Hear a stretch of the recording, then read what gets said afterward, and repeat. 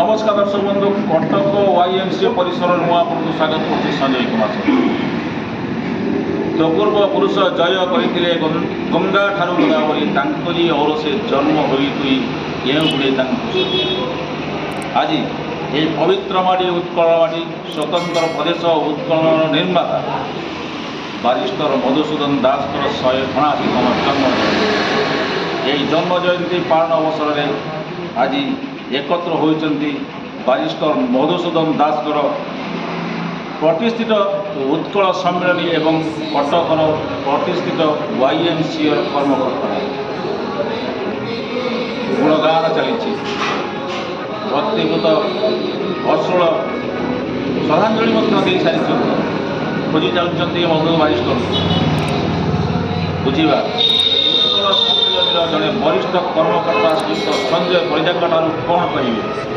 ये विगत दिन में दीघरा होता उत्कलवासी मधुबाबू केते लोड़ा वर्तमान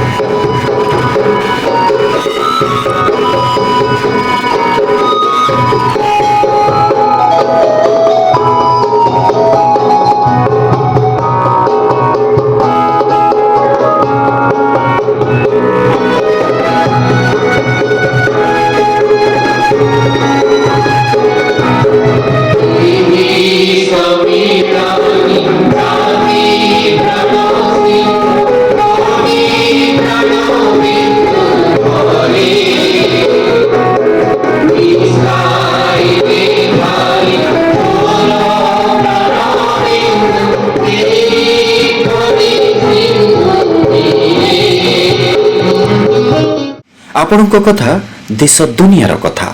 आज ही पढ़ंतु वास्तव कथा। आपणक कथा समस्तक कथा पत्र वास्तव कथा।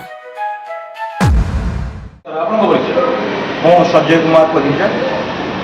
उत्कल सम्मेलनी कटक जिलार उपसभापति। खुशीर कथा सबू जगह आज मधुबाबू जन्म जयंती पालन करा जाउची भिन्न भिन्न प्रकार को नहीं। आज उत्कल सम्मेलनी तार चिंता करछि कटक जिला जे एभली एक महनित जगार आम पालन करूँ जहाँ उत्कल गौरव मधुबाबूंकर हाथ तैयारी YMCA कि कष्ट करते कहीं गढ़ी YMCA मधुबाबू ताकू बहु लोक अभिजाय भी अच्छा मधुबाबूंकर से जो लक्ष्य थिला जे गोटे युवगोष्ठी को जदि एकत्रित करा जाई पारिबो ताहले निश्चिंत भाव में उत्कल ओडिशार ये सबु स्वाभिमान देश हो पारिबो एवं एमान निजको अनुभव करेंगे जे आमे गोटे जड़े जड़े उत्कलवासी से विश्वास को रखी से प्रथम सृष्टि करते YMCA आर उद्देश्य थिला जे यही जो अनुष्ठान से तैयारी कर अनुष्ठान आज पहुँची 133 वर्ष आप भावतु कटक सहर में तोड़ी ये अनुष्ठान आज 133 वर्ष जो पहुँची एवं 133 वर्ष जो आशा आकांक्षा रखी मधुबाबू से करते आज 100 गुण में बढ़ी 100 गुण में बढ़ी आज से आशा और आकांक्षा आउ यही पवित्र माटी यही पवित्र स्थान जहाँ आज आमको आज टाणी आनी उत्कल सम्मेलन समस्त सभ्य सभ्य आज एठार उपस्थित अच्छा से ही कथा जो कथा मधुबाबू कहीकि जाइए मधुबाबू जो कथा को से ये परिवेश करते जे जदि यही जो अनुष्ठान तैयारी हम ए निश्चिंत भाव में युवगोष्ठी सामिल हे युवगोष्ठी जदि तत्पर हे तो निश्चिंत भाव में सब प्रकार आपणक कथा देश दुनियार कथा आज ही पढ़ंतु वास्तव कथा। आपणक कथा समस्तक कथा पत्र वास्तव कथा। ମୁଁ ରାଜବଲ୍ଲଭ ମହାନ୍ତି OIMC କଟକର ସଭାପତି। ତ୍ରିପୁରା ବଦା ଉତ୍କଳ ସନ୍ତାନ କେଳେ କିମ୍ପା ପୃଥିବୀରୁ ତୋହର ଜନନୀ ରୋଦର କରିରେ ରହିବା ଘଟଣାର ଏଇ ଯେଉଁ ଉତ୍କଳୀୟ ପରମ୍ପରା ବା ଉତ୍କଳୀୟ ସଂସ୍କୃତି ଉତ୍କଳୀୟମାନଙ୍କୁ ଆମର ଆଜି ଆଉ ନାହିଁ। ତେଣୁ ମୋର ଅଭିଭାଷଣରେ କହିଲି ଯେ କିଛି ଦିନ ତଳେ ଗୋଟେ ଓଡ଼ିଶା ମାନଚିତ୍ରରେ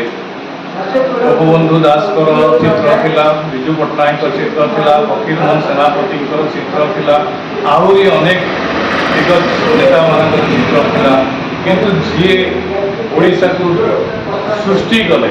ଓଡ଼ିଆ ଜାତି ପାଇଁ ଯିଏ ଗର୍ବ ଅନୁଭବ କରୁଥିଲେ, ତାଙ୍କ ଚିତ୍ର ସେଠାରେ ହଜିଯାଇଥିଲା। ଆଜି ଆମମାନେ ସେଇ ମଧୁବାବୁ କୁଳବୃଦ୍ଧ ଉତ୍କଳ ଗୌରବ ବୋଲି କହୁ, କିନ୍ତୁ ତାଙ୍କୁ ଆମେ ଆଜି ଭୁଲି ଯାଉଛୁ କି?